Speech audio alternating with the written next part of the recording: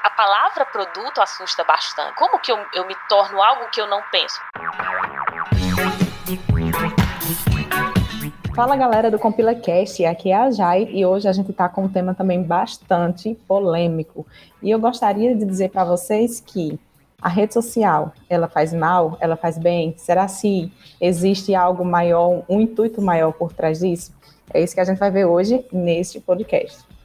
Oi, eu sou o João e eu não tenho Facebook. Fala pessoal, eu sou o Antero e por incrível que pareça eu também não tenho Facebook. Oi pessoas, eu sou Olivia Leite e sim, eu tenho todas as redes sociais possíveis porque afinal de contas eu trabalho diretamente com isso. Bom galera, então, vamos falar sobre o dilema das redes, que tem sido muito comentado pela galera, nas redes sociais. Foi algo gravado com ex-funcionários, que trabalharam para o Facebook, Twitter, Pinterest. E a pergunta que não quer calar é se realmente a produção foi sensacionalista ou não. E vale lembrar também que esse foi um tema pedido pelas pessoas que acompanham, o nosso podcast. A gente abriu uma caixinha na rede social e a galera pediu, e é por isso que a gente está aqui hoje. Lívia, você, como cientista social, como uma pessoa que tem discutido muito, inclusive, sobre isso, eu queria tua opinião. Já começando com isso, você acha que foi sensacionalista? Eu me empolguei com os meninos com a apresentação e acabei, falando uma frase e não falei que era cientista social, não me apresentei. Mas... Então, sim, eu sou cientista social de informação, mas eu já trabalho, eu tenho um canal no YouTube que se chama Isso Não Cai na Prova, já vou logo pro merchan. E lá a gente fala também, Mas eu já falei, já fiz alguns vídeos, inclusive a pedidos também. Então, é uma temática que as pessoas de fato estão interessadas. Em especial, não só pessoas que trabalham com tecnologia, mas que se utilizam das redes sociais, porque você não precisa trabalhar diretamente com tecnologia para isso, mas que estão interessadas em entender. Particularmente, eu não vejo como sensacionalista o que foi colocado ali. E eu, por isso, já falei do Isso Não Cai na Prova, porque eu tenho alguns vídeos, inclusive com uma pessoa especialista na área de ciência da computação, que a gente discute um pouco sobre isso. Então, assim, não é exagero o que está sendo falado. Talvez o que possa ser pontuado como exagero é o que vai de fato acontecer. Porque pensa o seguinte, ali pela década de 90, mais ou menos, a gente acreditava que a internet, quem é a gente, os estudiosos das áreas de ciências sociais de uma maneira geral, que as tecnologias seriam o momento da democratização da informação, onde todas as pessoas iam conseguir ter o acesso facilitado, que antes era restrito a pequenos grupos. E aí hoje a gente vê que não foi exatamente como foi descrito.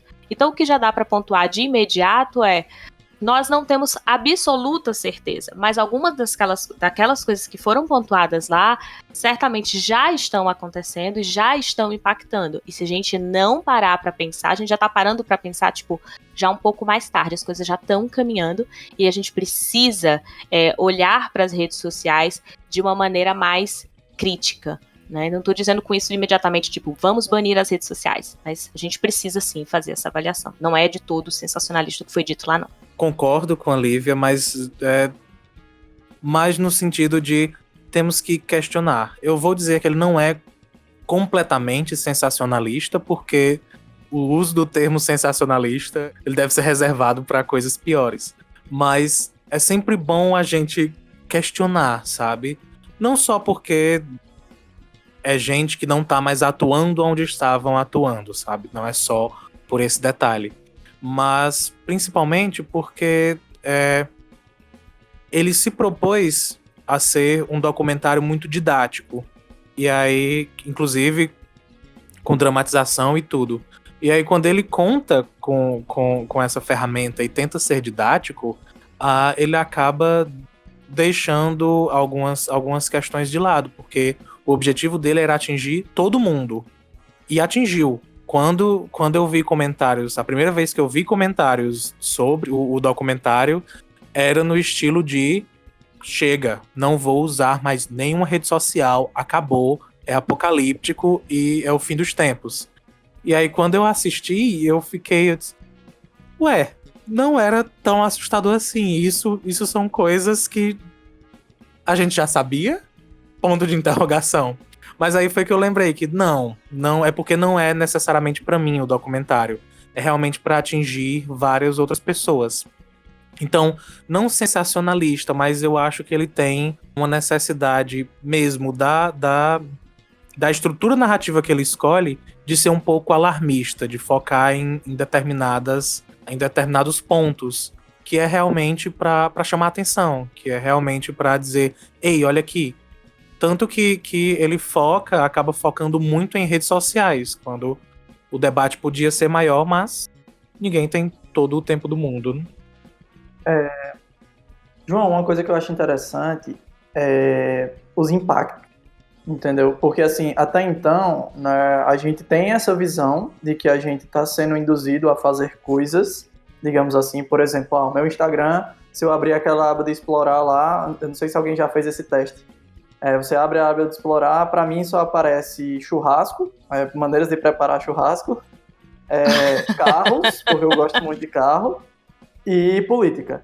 Então, tipo, e tecnologia. Esses eram os 4 principais temas que aparecem, não aparece absolutamente mais nada. E isso não necessariamente é uma coisa ruim, né? Porque são coisas que eu gosto e a rede social, ela tem essa inteligência por trás, né? Me mostrando coisas que são do meu interesse, porque ela tem o interesse por trás, digamos assim, que eu passe mais tempo consumindo aquele conteúdo. E isso, teoricamente, é algo normal e que foi desenvolvido, foi codificado para que fosse feito assim.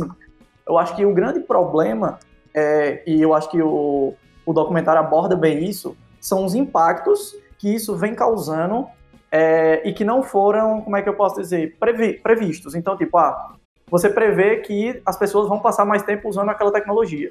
Tudo bem. Você prevê que as pessoas vão ver mais conteúdos que elas se sentem bem, digamos assim, né? Porque, teoricamente, elas gostam.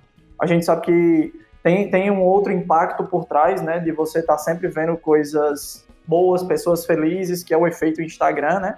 Mas, não entrando nesse âmbito, indo mais para essa parte de dados, acredito que tem essa problemática, né?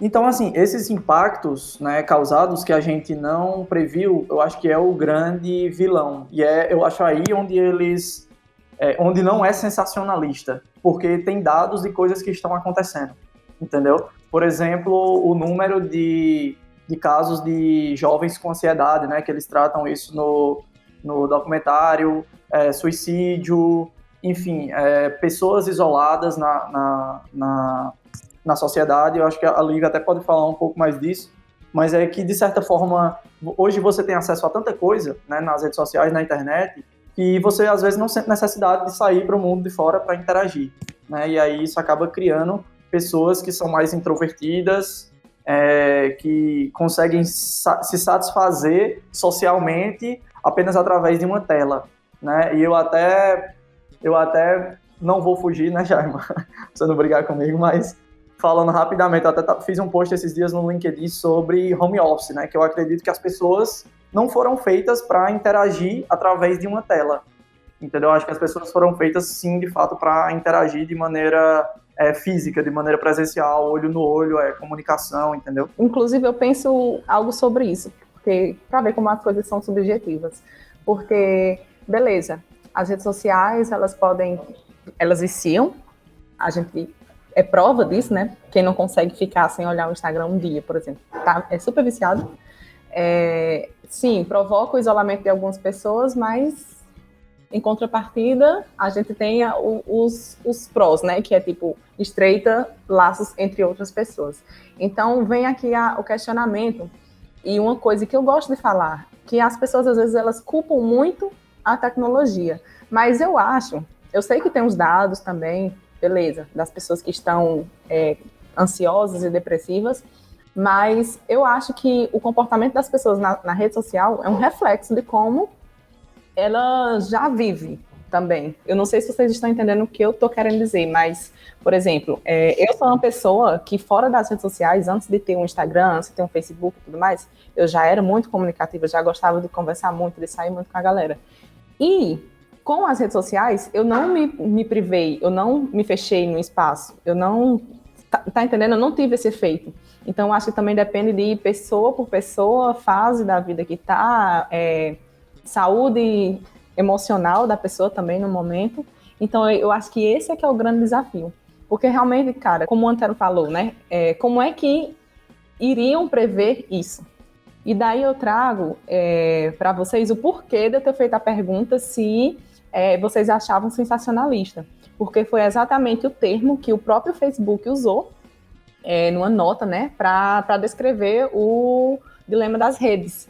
Ele fala exatamente assim, ó, devemos conversar sobre o impacto das mídias sociais em nossas vidas, mas the social dilemma, né, como eles falam, enterra uma substância no sensacionalismo. Em vez de oferecer uma visão diferenciada da tecnologia, ela oferece uma visão distorcida de como a mídia social funciona para criar um bode expiatório. E ele fala ainda que foi feito com profissionais que não atuam mais, que não sabem mais como a empresa está funcionando, de como eles estão organizando tudo, e estão dando uma visão de algo que foi feito e idealizado a princípio, e não como realmente está sendo trabalhado hoje. O meu ponto é justamente, eu acho esse, Jai, sobre o documentário, é que ele não abordou as coisas positivas, entendeu? Uhum. Vamos lá, vou tentar falar de uma forma que o Mark Zuckerberg não tenha que lançar uma nota contra esse podcast. Mas se quiser pode, porque é ótimo pra audiência. Pra ele não ter que justificar que é porque a gente não tava lá dentro. Então, assim, o que acontece? Não dá, como o João já pontuou, né? Tipo, num único documentário abordar tudo que uma rede social pode fazer. Ele tem um propósito, ele é alarmista, mas com um propósito específico. Isso não significa que, nossa, todo mundo que vai usar a rede social, meu Deus, vai morrer. Eu comecei, né, esse episódio falando que tô em várias redes sociais, por conta do canal, né? Então, assim, apesar de ser uma pessoa que sou extremamente crítica, que avalio, né, a minha rede social, o meu uso da rede social, e que concordo que tem um impacto social gigantesco.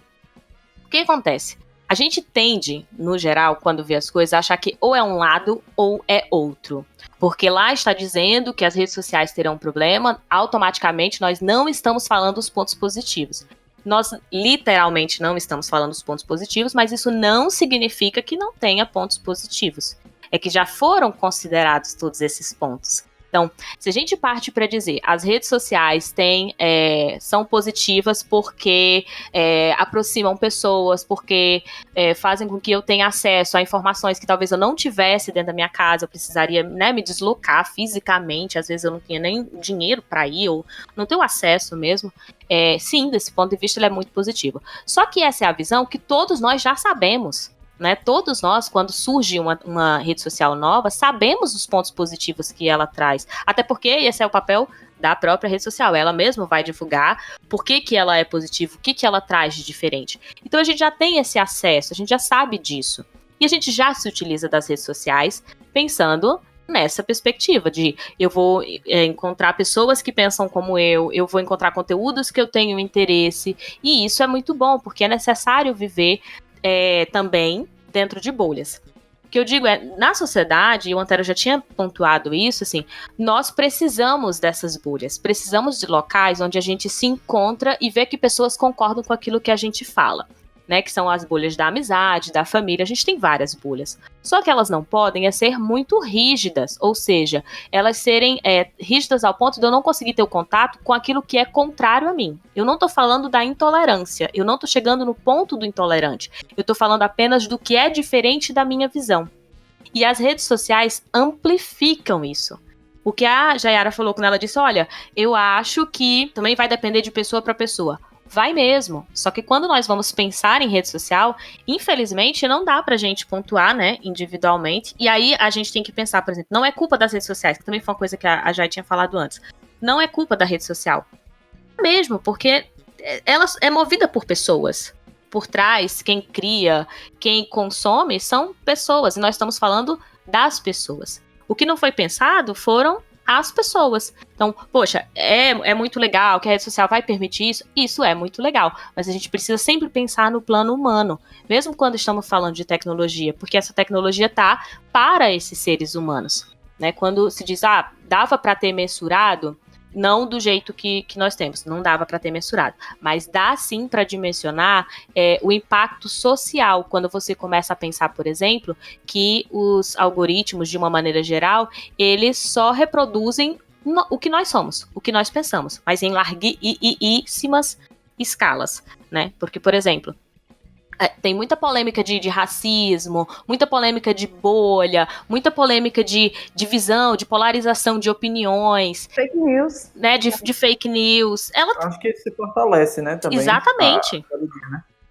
Tanto o lado negativo como positivo, né? Por exemplo, né, o meu explorar, por exemplo, só aparece carne vermelha, digamos assim. Uhum. Então, tipo, automaticamente o meu cérebro ele vai aprendendo que eu gosto muito de carne vermelha, só que ele vai sempre induzindo cada vez mais, ao ponto de talvez eu chegar a alguém e dizer, meu Deus, eu gosto mais de frango do que de carne vermelha. Eu já tenho uma opinião contrária ao frango, né, de tanto ver carne vermelha, de tanto ver formas de preparo de carne vermelha, de saber os benefícios, de saber, né, o quanto é bom.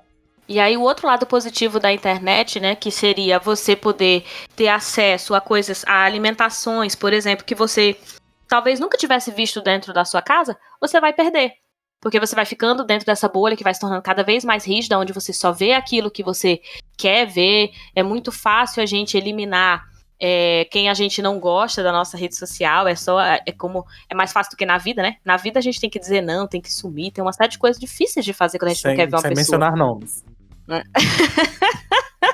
Quando o Antero fala, tem muita gente que fica, né, tipo, isolado dentro de casa, e tem mesmo, só que a grande diferença, e que precisa estar com outras pessoas, é verdade, seres humanos não foram feitos para lidar só com máquinas. Nós precisamos socializar para aprender a comunicar, nós precisamos estar com outras pessoas para aprender a desenvolver, né, empatia, desenvolver a compreensão e o respeito ao próximo, entender as diferenças. A máquina, ela não permite, por mais que ela traga esse mundo diferente, ela deixa a gente ver outras coisas que a gente não veria, né, vivendo o nosso dia a dia aqui no cotidiano, na nossa cidade, mas ela não permite que você compreenda como você compreenderia se você estivesse ali pessoalmente. Então, daí é que vai começando o que a gente fala das doenças, né? Não é todo mundo que vai ficar doente, mas a propensão a algum tipo de distúrbio ou alguma dificuldade, por exemplo, de olhar no olho. Jovens, né, que tem aí tipo 18, 20 anos, eles não conhecem o mundo sem rede social. Já pararam pra pensar nisso? Eu não sei que idade vocês têm. Talvez vocês tenham 18, 20 anos. Eu só tenho 15. E sejam as pessoas que eu tô falando. Pode ser 18, pode mas, ser. Tipo... Mas eu lembro que uma pessoa que me pediu pra fazer um vídeo sobre isso foi justamente porque ela tem 18 anos, essa pessoa, e ela disse assim, Lívia, eu não conheço o mundo sem as redes sociais. Eu não sei como que vocês se comunicavam, eu não sei como era pra chegar em alguém, eu não sei como era, sabe, entrar em contato com pessoas. E aí a gente vê de um outro lado, por exemplo, os pais desses meninos falando, tipo, esse menino não vive, ele só vive no computador, olhando pra essa tela, rindo pra uma tela, né? Então, tenta imaginar também que para os nossos avós, para os nossos pais, é muito difícil entender o que tá acontecendo, que você tá rindo pra uma máquina, né? Pra eles você não tá rindo porque outra pessoa falou com você, interagiu com você. Então tem também esses conflitos geracionais, né, que vão acontecendo à medida que as redes sociais vão se ampliando. Realmente a gente vê o quanto que, tipo, as últimas gerações estão assim, né? Uma coisa que eu achei impactante também no documentário é que, assim, a gente teve aquela série Black Mirror, né, que trouxe várias críticas sociais, digamos assim, a algumas coisas que estão acontecendo justamente por conta da tecnologia. Mas ninguém, digamos assim, deu tanta atenção, né? Eu acho que foi falado e tudo, mas, sei lá, o Facebook não se posicionou. Porque eu acho que o Black Mirror, ele trouxe sempre uma visão, como é que eu posso dizer? Uma visão do futuro que a gente realmente não tem certeza que vai se concretizar, entendeu? Eu acho que o grande choque, o grande impacto do Dilema nas Redes é que ele trouxe alguns dados para a realidade, né? Dados que a gente não conhecia, digamos assim, tão abertamente, digamos assim, ele trouxe de uma maneira muito prática, né? Então você entender que, de fato, o uso, né, das redes sociais, acho que a palavra é essa, o uso, não sei nem se seria o uso excessivo, enfim, mas estão trazendo danos, né, psicológicos aos nossos jovens, ou seja, as pessoas que estão usando aquilo com uma frequência elevada, né, digamos assim. Aí já entra em outro questionamento muito legal também, Antero, que na nota também que eles publicaram, eles, quando eu digo eles, o Facebook, né, fala que a equipe não é incentivada, ou atualmente, né, não estou falando de antes, mas tipo, não é incentivada a criar recursos que aumentem o tempo gasto na rede social. E ele ainda traz um dado falando que a mudança, por exemplo, eles mudaram a classificação do feed de notícias, né? Tipo, o que você vê quando você está arrastando, né? De acordo com sua interação. Então, ele fala que é de acordo com a interação social significativa, e eles falaram que essa mudança que eles fizeram no algoritmo levou para uma diminuição de, deixa eu ver aqui, 50 milhões de horas diárias no tempo gasto em Facebook.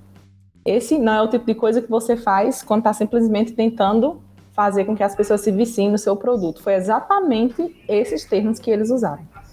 Não, eu acho que isso, né, que a Jara falou, é uma informação que eu não sabia do comunicado que foi emitido pelo Facebook. Eu acho que, assim, demonstra uma preocupação, mas eu acho que, assim, quanto mais tempo as pessoas passarem usando, mais lucro eles vão ter. Então, acho que é inversamente proporcional aos interesses da empresa. Exato. Entendeu? Tem um conflito, né, comercial. Isso, tem um conflito de interesse. O que é que teu investidor vai olhar e vai falar, então agora vocês estão trabalhando com a política de que os usuários devem usar menos o nosso produto, entendeu? Uhum. E tem outra questão também que foi bem, assim, levantada, as pessoas, né, que assistiram, começaram a se perguntar, eu sou um produto? Algumas pessoas internalizaram muito isso, né? Aí vem o questionamento, como é que algo que você usa de maneira gratuita vai poder gerar lucro, sei lá, em mercado e tal, sem que haja vamos dizer assim, algo em troca? Não é isso? Porque o que a galera que tem as redes sociais, as empresas, elas vendem informação, elas vendem espaço para anúncio, né? Então, assim, tem realmente, de fato, um dilema, porque como a gente vai fazer um equilíbrio? Eu acho que é o nosso principal desafio é encontrar esse equilíbrio. Eu acho que essa ideia da gente, quando tá assistindo, sentir a dor de caramba, então eu sou o produto, tem muito a ver e faz muita comparação com o que o Antero tava falando do Black Mirror. Quando a gente tá assistindo uma ficção, a gente tem uma liberdade muito grande de não se colocar naquele lugar. É muito fácil para mim ver a pessoa que tá perdendo toda a sua personalidade, todas as suas características para uma tecnologia, olhar para ela e para mim é ótimo dizer, olha que coisa absurda. Isso jamais aconteceria comigo. Olha que futuro distópico. E o documentário traz o contrário. Ele tá mostrando para você que você já é o produto. A filosofia já ensina pra gente, né? Os seres humanos têm muito medo de mudança. A gente tem medo do que a gente não conhece. Quando a gente vem com alguém dizendo, olha, isso aqui vai mudar, e aí foi você que não percebeu, ou é culpa sua, ou você tá no meio disso, as pessoas começam a entrar em pânico. E a palavra produto assusta bastante. Né? Como que eu me torno algo que eu não penso? Porque também tem isso. Além da gente não querer a mudança, quando eu falo mudança, eu tô falando de uma mudança catastrófica.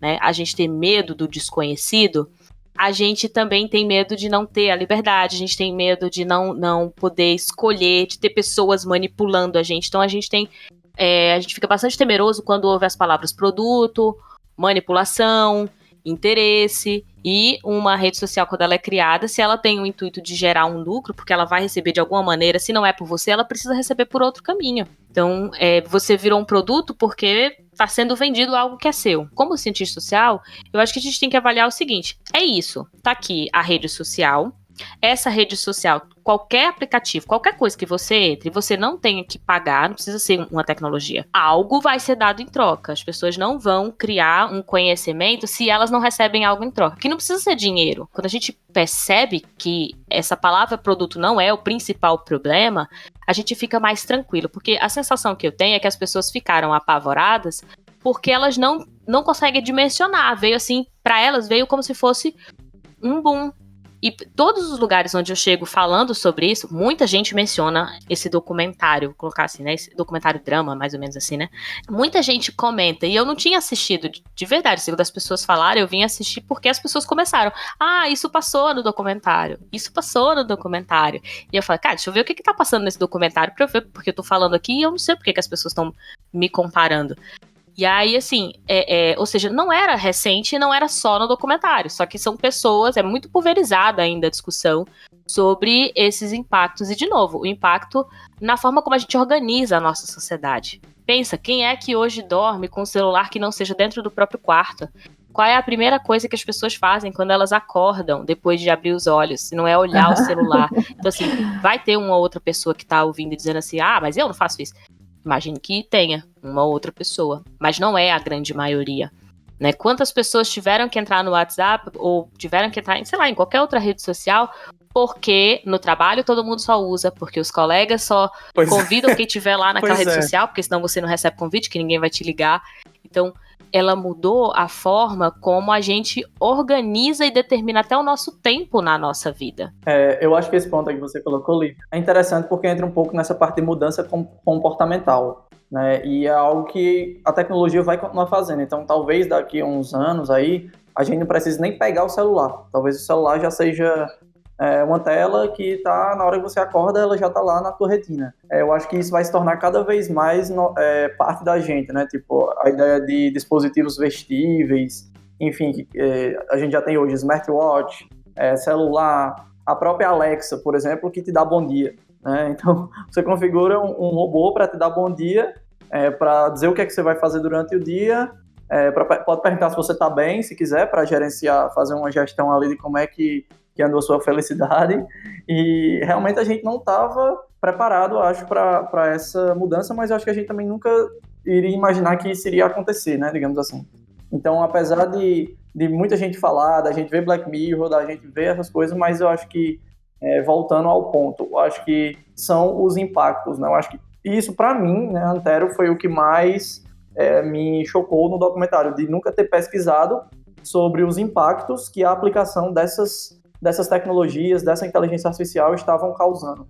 Ainda falando assim sobre, eu sou um produto, não sou, me importo, não me importo, eu acho que foi por causa, principalmente desse termo, de que as pessoas estão comentando que a rede social trata elas como um produto, vendem elas como um produto, que eu acho que foi daí que o Facebook falou que o dilema das redes é sensacionalista. Pensando em mercado, é um modelo de mercado ótimo também. Eu acho que o grande erro é justamente em como deixar as pessoas saberem que informações estão sendo vendidas. Mas não é que ele venda realmente a pessoa. A informação, ela existe. A escolha de você entregar o seu dado e qual dado você vai entregar também existe.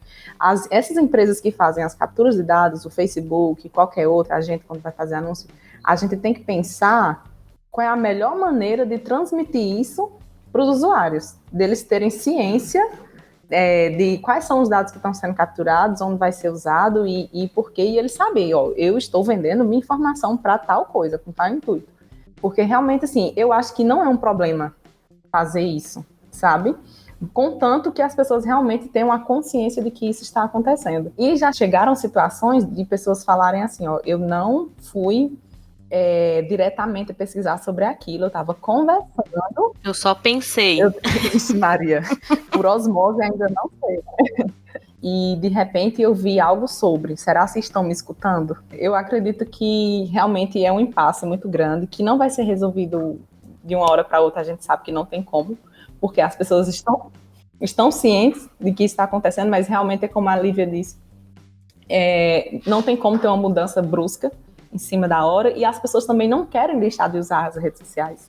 Jaiara, só pegando isso que tu falou agora, Jair, mas é que pensa assim, você compra um iPhone, e aí para você usar, você tem que aceitar os termos de uso do iPhone. E lá nos termos fala que eles podem usar seus dados e colher suas informações. E aí, você vai comprar o iPhone e não vai ativar ele porque tem um botão lá de aceitar que você não vai apertar? Eu acho que esse é o problema. É quase que uma venda casada. Eu ia adicionar um comentário que eu falei, né? Eu falei brincando sobre o pensamento, mas não é impossível que seja o pensamento, dada a seguinte informação.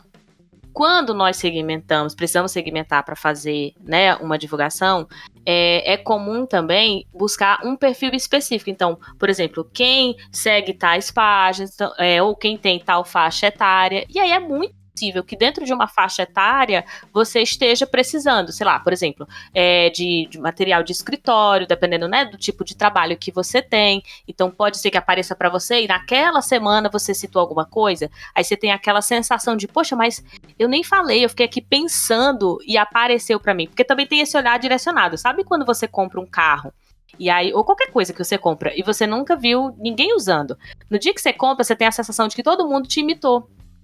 E tá todo mundo usando também. Tênis com grávida também, né?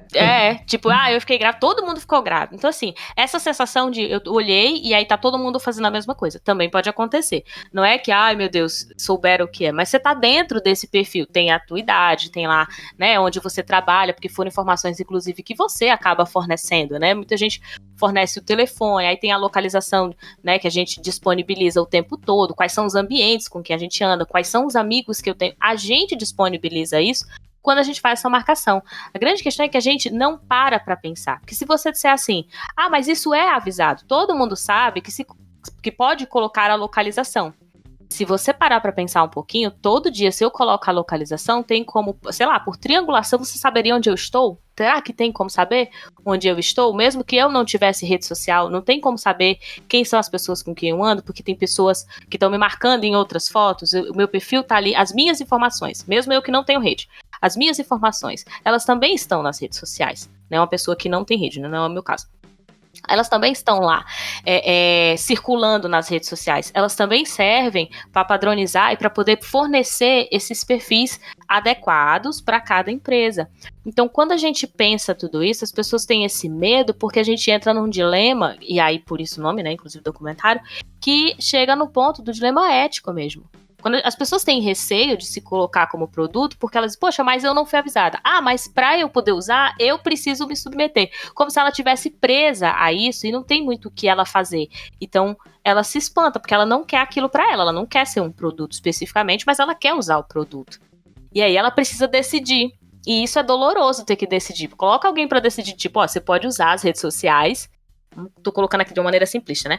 Você pode usar as redes sociais ou não ser um produto desta máquina, e sair. As pessoas vão dizer, tipo, eu não quero esse produto, mas eu quero usar. Dane-se, eu vou usar. Sabe?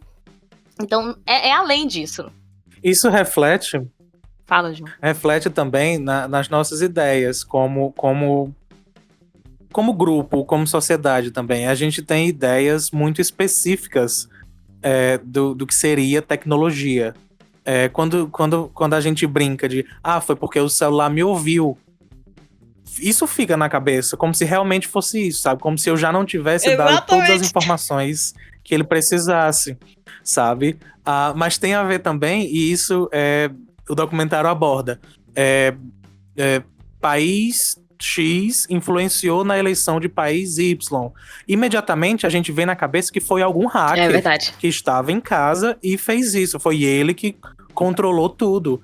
Quando não, tem a ver mais com a maneira que a gente interage. Ou a maneira que a gente não interage. Que aí volta para aquilo que Antero estava falando do isolamento. Que não necessariamente tem a ver com o olho no olho versus o olho na tela. Tem também a ver com o nosso isolamento de conteúdo, da gente se desacostumar com quem pensa diferente, com quem tem a outra possibilidade. E aí a gente polariza. Ou é isso, ou é isso. Não tem mais pra onde correr. Grave. Isso influencia até nas relações. Uma coisa grave que eu ia pontuar é que, assim, a gente precisa pensar que a rede social, ela tem uma coleta de dados que não é o do tamanho, por exemplo, de uma empresa física. Né? Então, assim, ou que não é, por exemplo, Lívia, quando vai dar, sei lá, eu tenho os meus seguidores lá, eu tenho um número, eu tenho uma quantidade de dados, de como se comporta o perfil da galera que acompanha as minhas redes sociais, o que elas mais assistem, quanto tempo eles ficam. Eu tenho um pequeno banco de dados. Mas esse banco de dados, ele não é suficiente para, mesmo que eu vendesse essa informação, que eu não posso fazer isso, mas mesmo que eu vendesse essa informação, para manipular, por exemplo, toda uma sociedade. Quando a gente pensa numa rede social, à medida que quanto mais ela cresce, mais dado ela tem sobre essas pessoas. E talvez não seja sobre você especificamente, tipo, eles não saibam absolutamente tudo sobre uma pessoa, mas ela tem sobre grupos sociais, onde você anda, as pessoas com quem você vive, não você indivíduo, as pessoas, onde essas pessoas andam, dessa cidade, o que elas fazem, os lugares, os ambientes mais visitados. Esse tipo de informação está disponibilizado porque a gente está disponibilizando.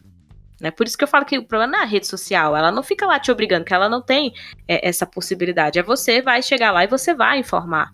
Né? E esses dados são utilizados para serem revendidos. Imagina quantos dados são jogados na rede todos os dias. E é daí que eu acho que às vezes algumas pessoas exageram, entendeu? Nessa visão, tipo, totalmente, super entendo no impacto social que causa. Só que eu também vejo que tem, às vezes, um exagero muito grande da parte de determinados grupos que anunciam, que interpretam. E daí também, Lívia, da mesma maneira que como você falou lá no início, que não tem como, em um documentário, já falar todos os aspectos positivos que a rede social já tinha, que ele foi feito para criticar a rede social, eu acho que tem que ponderar também a maneira como isso é jogado, justamente para não causar esse boom que eu vi, por exemplo. Você vê que como um filme, uma música, uma pessoa influente pode colocar algo na cabeça das pessoas e podem também adoecê-las sobre isso. Então, eu acredito também que, ao mesmo tempo que as redes sociais elas causam um impacto nas pessoas, todos os outros canais e todas as outras mídias também causam. E daí vem aquela frase, né? Enfim, a hipocrisia. Por que as pessoas estão deixando de lado algumas coisas e estão, vamos dizer aqui, atacando o Facebook? Deixando claro que eu não estou defendendo em si a empresa, mas eu estou fazendo questionamentos. Não sei se vocês estão conseguindo entender esses questionamentos que eu estou fazendo agora na minha mente. Não, é porque um ponto que eu gostaria muito de ver a Lívia comentando seria justamente a questão dessa polarização, que eu acho que é um ponto crítico, entendeu, Jaira?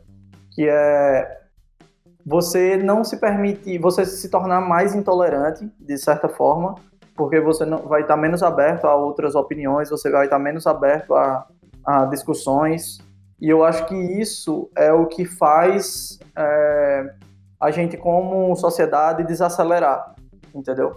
Porque eu acho que o que sempre fez a gente crescer até agora foi quando a gente trabalhou junto, digamos assim, né? Então vem eu com uma ideia, seja ela política, de sociedade, enfim, e eu tenho o poder, primeiro, de expressar, né, essa minha opinião, que é algo também que foi construído com o tempo, e eu acho que a humanidade ela só evoluiu, né, tão rápido no último século, digamos, nos últimos 100 anos, porque a gente teve essa liberdade, né, de expressão, a gente teve acesso a conhecimento, e querendo ou não, a sociedade ela conversou mais, ela discutiu mais e chegou a acordos, digamos assim.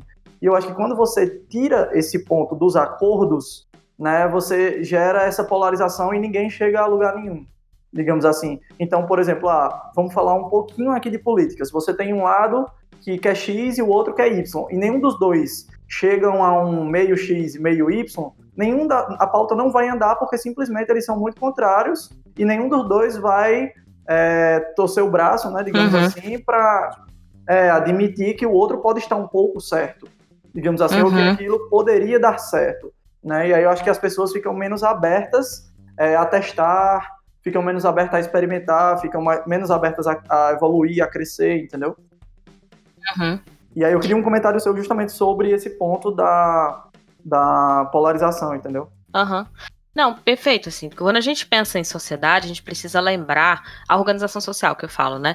Ela é feita de conflitos, a gente não tem só momentos de harmonia, porque o nome disso é comunidade. Quando eu vivo na minha comunidade da minha musiquinha, ou da minha comunidade familiar, ou da minha religião, ou da minha escola, São comunidades onde eu tenho grupos que temos pensamentos que são similares, ou pelo menos objetivos que são muito comuns.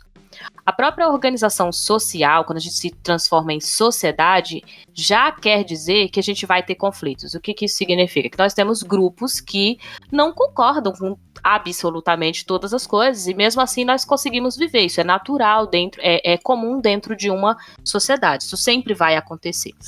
O que as redes sociais têm feito, em muitos dos casos, e aqui eu não estou falando só do Face, desde o início, inclusive, estou jogando aí, por exemplo, o Instagram com aquela história de tirar o número de visualização de like, com a pretensão de amenizar o impacto da ansiedade das pessoas, sei lá.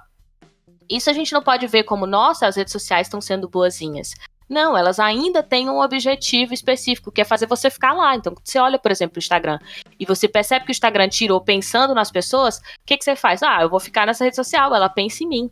E aí você cumpriu com o objetivo que eles queriam, que era você ficar lá, porque você precisa ficar lá. Imagina se todo mundo começa a sair do Instagram, porque as pessoas começam a discordar, ou começam a achar que essa rede social desperta ansiedade, que as pessoas agora estão querendo fazer, né? Tem até uma doença, que acho que é dismorfia, Snapchat dismorfia, não sei direito ainda o nome, que é uma expressão para falar sobre as adolescentes que estão querendo fazer agora cirurgias plásticas para parecer com os filtros que elas veem no Snapchat, de tanto que elas consomem aquele filtro, na verdade, né? Que elas não consomem a realidade.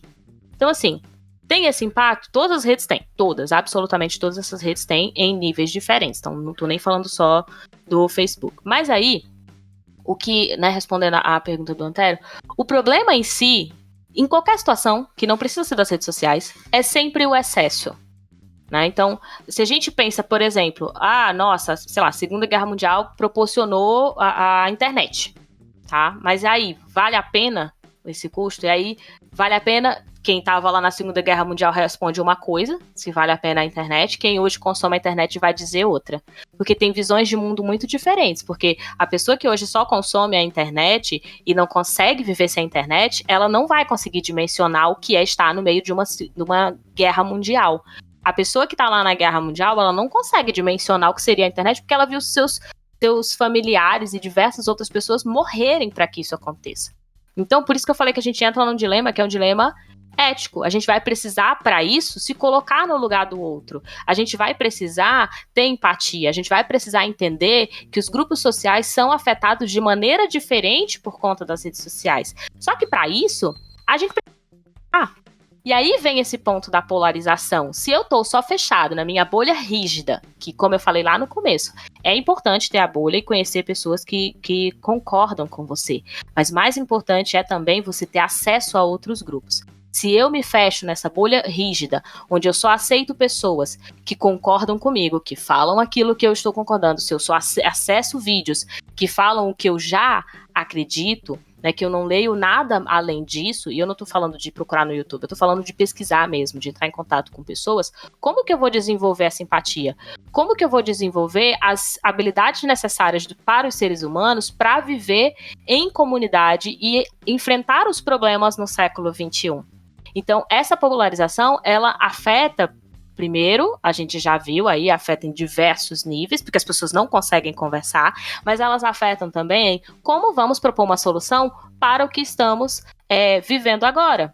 Porque as pessoas simplesmente elas não falam, elas acham que o outro lado é um inimigo, e o inimigo que eu não devo tolerar. Porque dentro desse outro lado tem aqueles que a gente deve tolerar. Eu não tô falando do nível de intolerância, eu não tô falando daquilo que de fato a gente não deve tolerar. Tô falando do diferente apenas. A gente tem dificuldade de aceitar que as pessoas que pensam diferente de mim, elas só pensam diferente de mim. Elas não são um monstro que querem me destruir, né? E essa polarização tem enfatizado isso em todas as discussões. E por isso a gente fica com mais dificuldade. E aí a Jai falou lá atrás sobre ter agora uma regularização, né? O que diz como você vai publicar, quais dados você pode. Nas campanhas políticas desse ano, a mesma coisa. Não sei se vocês sabem, mas o impulsionamento em 2020, ele precisa ser controlado nas redes sociais. Você não pode fazer como qualquer impulsionamento de qualquer empresa se o conteúdo for um conteúdo político. E isso... Inclusive, tem muitas pessoas que estão... e se depararam com esses problemas, né? Principalmente dos grupos que eu faço parte, eles já começaram a ver o impacto. Muita gente dizendo, eu não estou conseguindo impulsionar, eu não estou conseguindo entender. Pois é, mas assim, para isso acontecer, a gente precisou parar para pensar que tinha que ter limite. E aí a gente vai regulamentando. Então, o grande problema é, estamos sem limites, né? Estão usando os dados, e aí a gente vai simplesmente deixar os dados. Por isso que eu falei no início, não é um acordo para dizer, para todo mundo de usar as redes sociais. Se essa for o acordo que for estabelecido, beleza, mas não é isso que está sendo colocado agora. O que está sendo colocado agora é, nós ainda não estamos seguros, nós precisamos de mais regulamentação. E esse controle entre regulamentar e censurar, ele também é uma linha tênue dentro da sociedade que precisa ser pensado coletivamente. Né? Não é assim, isso é censura, isso não é censura. Isso é algo que é estabelecido em diálogo. Então a gente precisa de diálogo, a gente precisa de pessoas. Não dá para colocar as pessoas em dois potes, cada uma vai resolver de um jeito, porque a gente não vive assim quando tá vivendo em sociedade.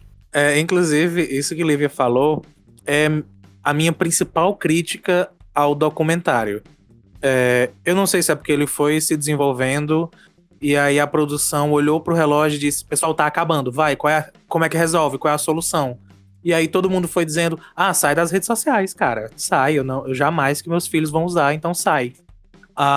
Essa é a parte, talvez, muito alarmista do Eu acho que tem a ver também, João, a necessidade de pontuar uma solução. Tipo, a gente não pode só pontuar problema, tem que ficar dizendo qual vai ser a solução, sabe? Então, mas tipo, foi um negócio meio de, já tá nos créditos, que inclusive acontece nos créditos. Qual é a solução? Vai, diz aí. E aí, não trabalha a solução. E minha maior crítica ao documentário é essa. Ele não culpou a gente. A gente que consome, nós que estamos diariamente nas redes sociais. Ele não nos culpou também. Ok, que não é uma relação assim tão igualitária. Mas nós temos a culpa de principalmente não assumir nenhuma culpa. A gente precisa ter esse entendimento de que talvez seja bom eu seguir uma pessoa que não é só falando tudo que eu concordo. Talvez seja bom eu desativar minhas notificações para eu não precisar o tempo todo receber. Talvez seja bom eu me entender como consumidor daquelas redes sociais para poder encontrar e ajudar assim, na João, solução. Só para fechar isso que você está falando, eu acho que uma parte interessante do documentário é justamente essa, você perceber que você está sendo influenciado, que essa bolha está sendo criada e que você está começando a pensar dessa forma. Porque aí sempre que você começar a pensar dessa forma, né, ou seja, alguém emite uma opinião e você na mesma hora você é totalmente contrário. Se você lembrar que, você assistiu o documentário, que você foi buscar entender aquele assunto e que você sabe que de certa forma você está sendo influenciado por alguma opinião que você tem antes, automaticamente você vai pensar, não, pera, deixa eu parar, pensar e ver se realmente isso aqui precisa ser avaliado ou se é uma verdade absoluta, digamos assim, que eu acho que não existe, mas enfim. Eu adicionaria também que a gente tem que pensar que são grupos diferentes. O que a gente está conversando aqui, a gente está pensando de pessoas que hoje, que não tinham as redes sociais, que hoje vivem as redes sociais e usam para determinada situação, assim, muito específico. Por exemplo, se eu for pegar, sei lá, minha mãe usa rede social para ficar assistindo, sei lá, uma missa ou para entrar em contato com os familiares dela. Só para isso.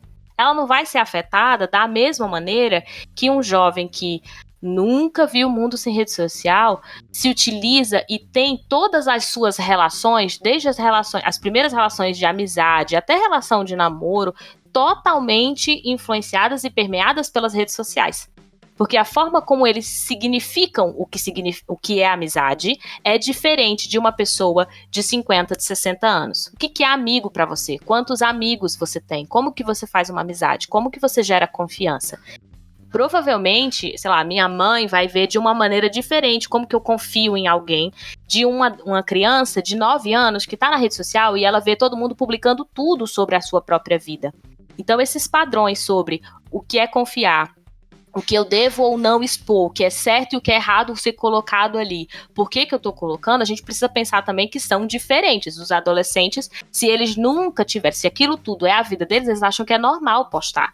Eles acham normal ficar o dia inteiro numa rede social, porque foi assim que eles viveram, né? A maior parte do tempo. Agora eu venho com um contraponto, porque, sim, crianças e adolescentes fazem isso, mas eu posso afirmar para você que a maioria dos adultos e pessoas mais, né, idosas, como você citou, vai ter um pensamento diferente deles, de questão de amizade e tal.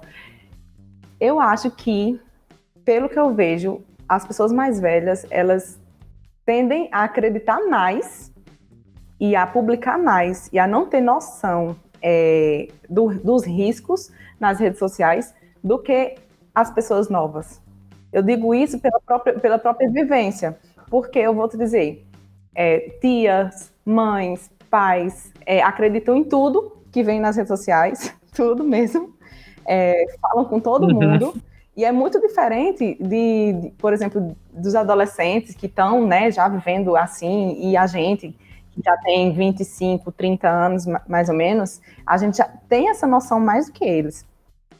E eu já me deparei com um ponto de que o que o seu pai e sua mãe ensina a você a fazer quando você é criança, olha, não converse com estranhos, não aceite tal coisa, não faça isso ou aquilo, eles são as crianças das redes sociais. Eles fazem exatamente o que falam pra gente não fazer quando é criança. Eles acreditam em tudo que eles veem, eles conversam com estranhos, enfim. E até a parte ruim também disso, né? Não é só acreditar, é compartilhar também aquela informação. Tudo. Como se fosse minhas verdadeira. Tias, eu ia falar minhas mães, né? Mas só tenho uma mãe que estiver escutando, só tem você. Minhas tias, minha mãe, meu pai e muitas outras pessoas que eu conheço, eles agem dessa maneira, entendeu? Então, o que tem em comum? O que tem em comum entre o que eu falei e o que você falou? Há uma diferença entre as gerações. É isso que a gente precisa se apegar. Porque se a gente se apega à ideia de, olha, a minha vivência é assim, ou a maioria das pessoas é assim, a gente precisa entender que existe um conflito de geração aqui. Seja porque os mais velhos, estão postando, né, mais coisa e tem menos cuidado, e o jovem ele é mais aberto também a discutir esse assunto, porque é mesmo, né, os jovens são mais abertos a tentar entender as redes sociais, e provavelmente, vendo esse documentário, os jovens seriam mais impactados a ir além do documentário, não ficar só preso naquilo que foi dito e pronto nele. Mas o que a gente tem em comum entre a minha fala e a sua existe uma diferença na percepção das redes sociais para os grupos mais velhos e para os grupos mais jovens. Então, é uma coisa que a gente precisa ponderar e que a gente precisa investigar, até para que a gente possa sair disso, de a minha vivência e a sua vivência, porque a gente está falando aqui de vivência, mas a gente precisa desse dado, é uma necessidade desse dado para investigar como que está de fato afetando esse grupo de jovens, como de fato está afetando esses grupos mais velhos, para daí a gente conseguir falar o que pode ser feito. Então, de fato esperar uma investigação, e quando eu falo investigação, eu estou falando de ciência mesmo, uma ciência que pense a tecnologia, mas uma tecnologia que está relacionada ao ser humano. Quais são os impactos na vida dessas pessoas, como essas pessoas se apropriam. Porque uma coisa é o que a rede social espera que as pessoas utilizem, e outra coisa é como essas pessoas estão se apropriando. Se você pensar, tipo, o TikTok tem um propósito totalmente diferente por exemplo, do Facebook. Tem um propósito. O que não quer dizer que as pessoas que vão ser usuárias desse lugar, né, que vão estar ali, vão se apropriar da mesma maneira. Só que a gente precisa investigar.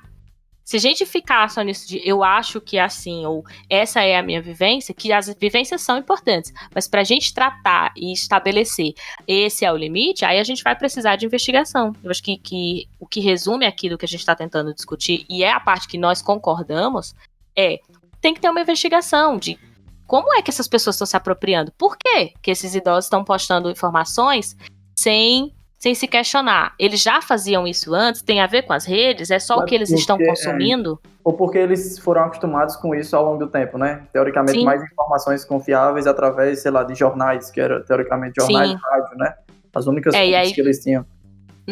Por que questionar, né? Se está recebendo de uma fonte, sempre foi assim a vida deles. Então isso precisa ser investigado, né? E precisa ser transformado em uma informação que a gente tenha mais segura para poder estabelecer, assim, o que as redes sociais vão poder continuar fazendo, o que elas não podem fazer, o que a gente pode fazer para limitar, para dar mais segurança para as pessoas, né, e não ficar sentindo, porque eu acho que o problema é que as pessoas se sentem inseguras em não ver o que vai acontecer.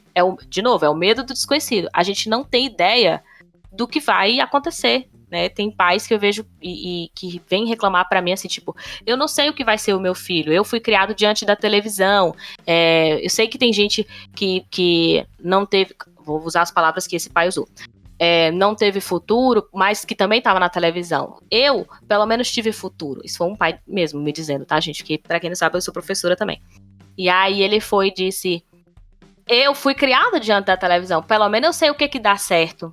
Já diante da internet, diante das redes sociais, eu não sei o que vai ser criado. Eu não tenho experiência, eu não vivi esse mundo ainda, onde tem alguém que está no mercado de trabalho, que a gente já tem, algumas pessoas no mercado de trabalho, mas ele estava falando do filho dele, né? Eu não vivi ainda esse mundo onde o meu filho já está no mercado, já tem filhos, e o que ele vai ser sendo criado pelas redes sociais. E é essa insegurança. A resposta que eu vejo, eu como cientista social, a resposta que eu vejo sempre vai ser a da gente conseguir investigar, né? E aí, a partir dessa investigação, poder pontuar e não ficar esperando que as próprias redes sociais digam como elas vão agir para amenizar ou para resolver. E vocês citaram também agora um tópico importante, que é justamente fake news, né? Vamos chamar assim. Que no documentário também cita isso, né, Lívia? Fala sobre a disseminação de notícias falsas, né? Maior, digamos assim, se dissemina mais rápido, né, nas redes, de maneira geral, do que notícias verdadeiras. E o impacto que essas notícias falsas têm na vida das pessoas, né, digamos assim, tipo, em política, enfim. E a gente tende a achar que fake news é, tipo assim, o caso que a Jai estava falando, eu lembrei aqui, né, de algumas pessoas que eu vejo compartilhar e que são muito mais suscetíveis a compartilhar fake news, que é esse público, mas também já vi pessoas que, né, falam sobre fake news de cair na possibilidade de compartilhar, porque, assim, gente, é tanta informação que a gente recebe, muitas vezes, assim, eu já cheguei a compartilhar uma vez e eu tinha lido, e vou ter que confessar, eu li só a manchete e eu confiei na pessoa que publicou. Ah! Entende? E aí eu vi a pessoa que publicou e aí eu repostei. Depois eu voltei, isso sim, não foi um processo que foi super consciente, não. Eu repostei, pronto, foi isso. E aí eu fui ler. Tive interesse e tive tempo de ler, que eu poderia não ter tido tempo de ter jogado de lado e deixado lá publicado. E aí eu fui ler e eu vi que a matéria estava no ano errado, né? E aí eu apaguei, tive que repostar, explicando para as pessoas a informação correta. Só que eu também não posso garantir que a pessoa que leu a primeira vai ler a segunda informação, vai ler a correção. Eu já tinha postado. Talvez aí, na cabeça de alguém, chegou a fake news porque a Lívia postou. Não era fake news, mas era uma informação num tempo errado, acaba se transformando em fake news. A coisa do Covid, eu acho que isso foi extremamente preocupante, sabe? Às vezes não é nem Sim. fake news ou notícia falsa. É também a forma que a notícia é passada. Sei lá, passou uma pessoa morreu hoje e amanhã morreu 2. Aumentou o número em 100%. Isso eu vi o pessoal fazendo muito com o Covid e, de certa forma, gera um impacto, né, na sociedade, na vida, e as pessoas estão fazendo cada vez mais isso para conseguir atrair atenção, né, digamos assim. Não é só as redes sociais que estão buscando atrair essa atenção. Então, todo mundo está buscando atrair, né? E a custo de quê? E assim, sabe, eu acho que o que a Lívia falou, que as empresas têm que ver isso também, têm que ter a responsabilidade, é muito, muito válido, realmente tem que ter. Só que realmente eu vou bater também no outro ponto que o João também já falou. As pessoas, elas têm que ver também que elas são responsáveis por isso também. Que eu acredito fortemente que a rede social sozinha, por si, não vai conseguir controlar essa bola de neve, entendeu? Mas, assim, as pessoas, elas têm que, por exemplo, como você deu o exemplo da publicação que você já compartilhou, acredito que todo mundo já passou por isso, pelo menos uma vez, entendeu? Então, assim, cara, eu não sou, vou dizer de novo, eu não sou a favor de escutar, de sair falando que muita gente fala que tornar as empresas de tecnologia, as redes sociais, um bicho. Como você falou, elas não são bonzinhas por estar fazendo isso. É tipo aquela frase, não faz mais que a sua obrigação. Mas as pessoas também têm que ver que elas não podem descer o cacete nas empresas e somente responsabilizá-las pela falta de controle. Porque isso já começa na nossa própria educação. Então, aí, qual é a solução?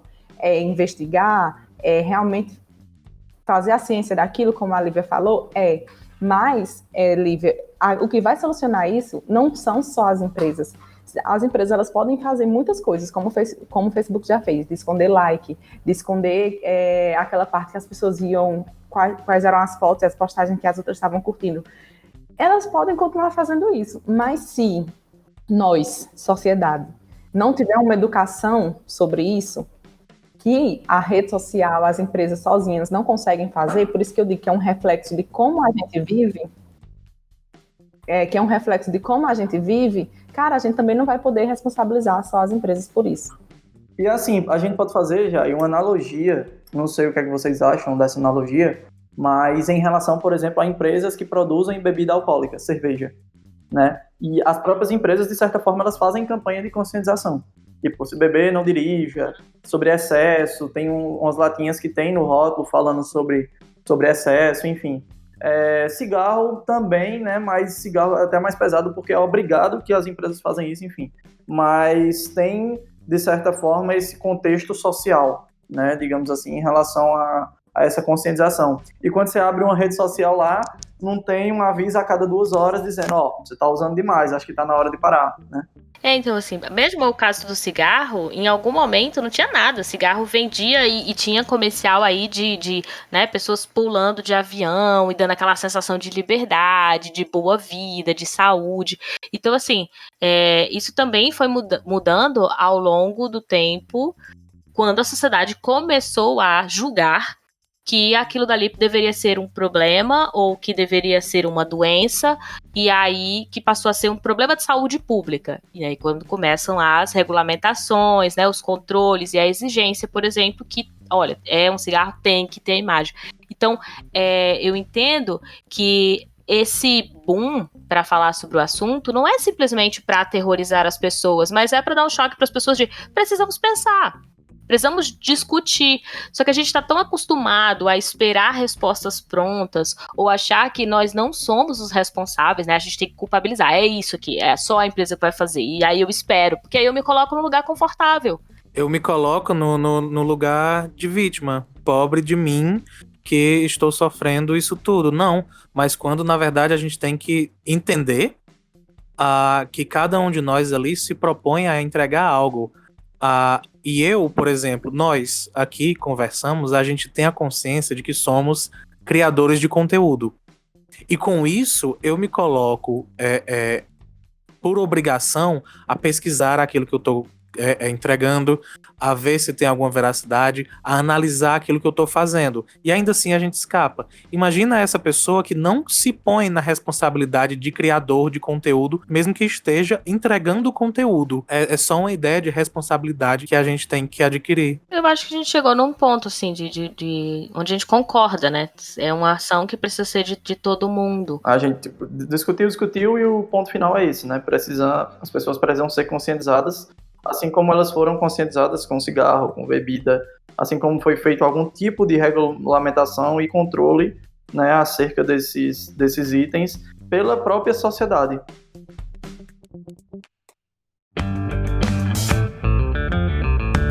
Então, galera, a gente viu várias opiniões aí, né, diferentes, chegamos a algo que a gente acredita que tem que ser feito, que é, de fato, a educação das pessoas. Então, isso é responsabilidade nossa e responsabilidade das empresas. Então, eu acredito que com o trabalho em conjunto, a gente vai conseguir melhorar muita coisa, e é um trabalho, assim, maçante, que vai exigir tempo e dedicação, porém, como a gente discutiu aqui no podcast, não tem como a gente somente culpar um lado. Todos nós temos responsabilidades. Lógico que os maiores, quem cuida de toda a máquina, tem um poder mais, vamos dizer assim, significativo para reproduzir informações, mas a gente também tem que saber que a gente, como ser humano, também tem o nosso papel. Então, principalmente quem é jovem, está escutando esse podcast também, que viu o que a gente falou, vamos educar nossos pais, nossos tios, para não ser também uma máquina reprodutora de fake news e ajudar, e ajudar o nosso convívio, né, sociedade. Cara, eu acho que esse podcast foi muito enriquecedor, estou muito feliz por ele. Lívia, tua contribuição foi muito boa. Gente, vocês que estão escutando, todos os links estarão na descrição.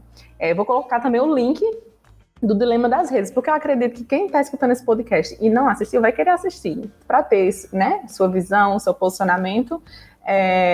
Vou fazer esse merchan para Netflix, gratuito. Eu agradeço, gente, agradeço demais, eu curti muito. Se precisar, estamos aí à disposição. Se eu puder deixar, né, o Isso Não Cai na Prova como recomendação, o João já falou, né, a gente cria conteúdos para outras plataformas, mas o Isso Não Cai na Prova é uma das principais e vamos dialogar. Eu acho que a gente precisa entender isso, assim, nosso papel social, e não é só com relação às redes sociais, né. Tudo que a gente pensa em sociedade, a gente precisa pensar que existem responsabilidades com pesos diferentes, mas que a gente não está simplesmente culpando um ou culpando o outro. A gente está apontando e esperando que isso seja resolvido, mas cada parte resolvendo o que lhe cabe. Mas brigadão, vocês são ótimos. Eu amei. Ótimo, Lívia. Deixaremos todos os links na descrição. E galera, obrigado por escutarem mais um CompilaCast, um compilado de ideias sobre empreendedorismo e tecnologia para vocês.